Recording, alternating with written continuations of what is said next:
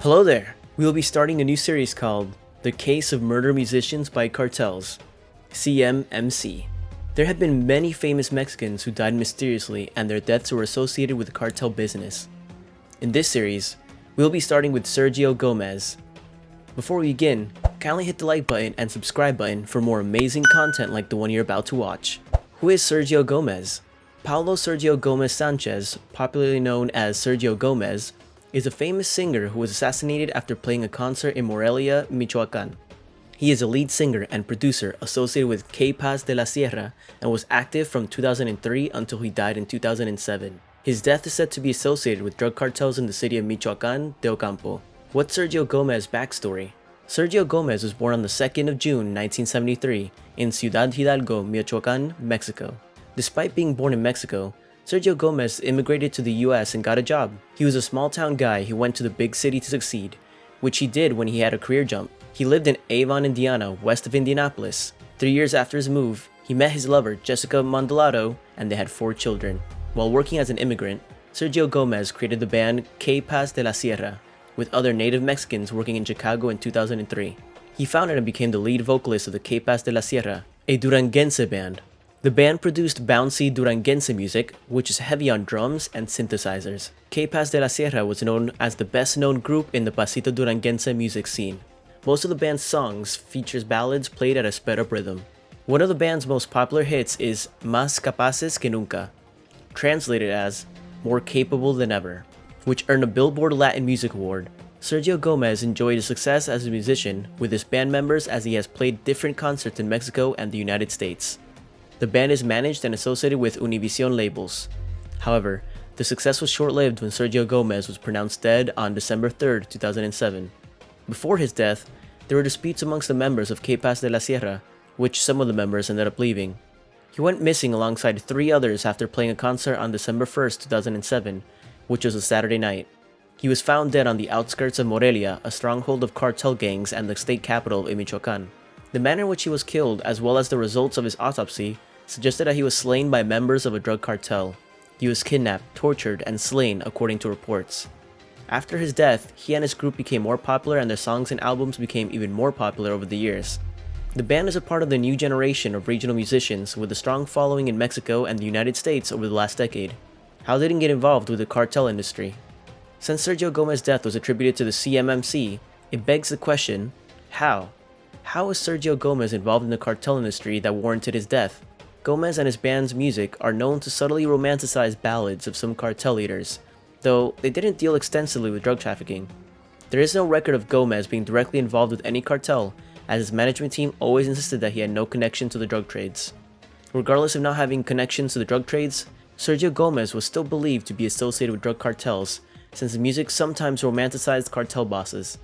He also paid tribute to narco corrido singer who was killed the previous year by performing one of his songs at the concert.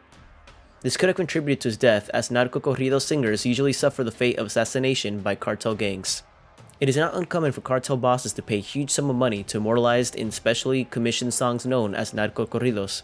These songs are written and performed to praise a specific cartel boss while becoming an avenue for the singer to be on a hit list of rival gangs. Cartel syndicates dislike their rivals being praised publicly, which is why such acts usually result in threats and/or eventual death of the musician. While society may see narco ballads as pleasant, harmless, and inconsequential, they are the opposite. The songs glamorize drug trafficking and organized crime while praising and indirectly supporting the cartel industry with its violence. The musicians who engage in this or are associated with those who do it end up ending their career through the so-called thing they glamorize. Another possible reason Gomez ended up as the victim of violent crime is he refused to pay the fees that were asked of him by an armed commando operator in the area. He was asked to pay this fee before he could perform there. Another report is that the interpreter who was supposed to translate this bit of information to Gomez was with a woman related to a powerful mobster. Regardless of what went down, it's an indisputable fact that the Sergio Gomez already stepped on the toes of cartel gangs, and he was punished for it. There have been various CMMC, up to 8 in this year. Sergio Gomez lost his life.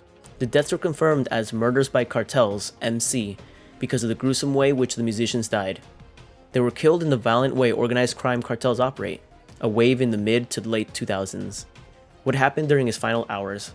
Sergio Gomez was found along a highway in Morelia on Monday. His death was reported to be the latest act in the wave of violence against famous musicians occurring over the past year. His death came up after another singer, Zaida Pena, 28, was shot in the face on Saturday in the hospital while recovering from a gunshot wound. Zaida headed the band Zaida y los Culpables, translated as Zaida and the Guilty Ones. Pena was first shot at her hotel, with 2 people in the border city of Matamoros, and was rushed to the hospital for surgery. She was shot later in the hospital where she died. We'll be doing a video about her on this series, so stay tuned for that. A few hours before his death, Sergio Gomez was said to have received threats not to perform at the concert that Saturday night. However, Gomez didn't heed the threats. He discarded them and said that if it was his time to leave, he is satisfied with the level of success.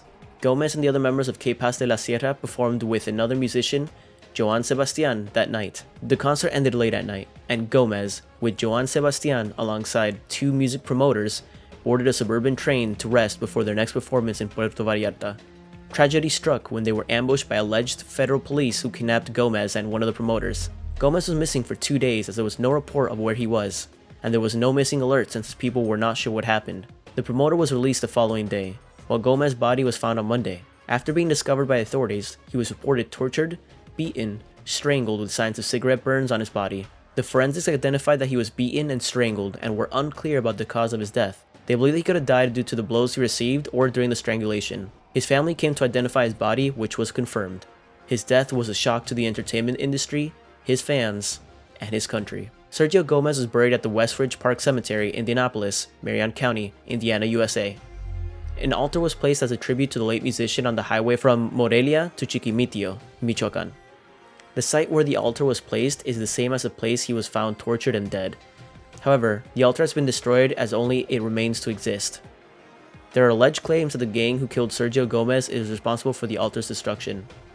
K-Paz de la Sierra became even more popular after the death of Sergio Gomez, who also received a posthumous Grammy Award nomination alongside Valentin Elizalde El Gallo de Oro on December 6, 2007. Sergio Gomez was a famous and loved singer who lost his life at the peak of his career.